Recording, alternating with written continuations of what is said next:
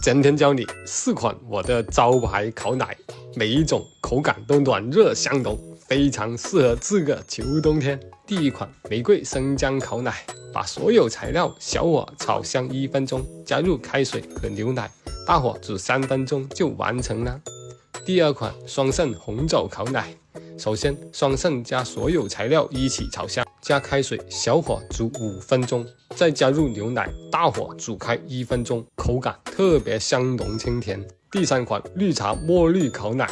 先把大米、茉莉茶和冰糖大火炒香，加入开水和抹茶粉，转小火混合牛奶，煮沸1分钟就可以了，口感清香又绵稠。最后一款桂花燕麦烤奶，先把桂花加冰糖大火炒香，再加入开水、燕麦和牛奶，小火煮5分钟，出现奶皮浮起来就可以了，是不是非常简单呢？我不是渣男，我哋下期再見。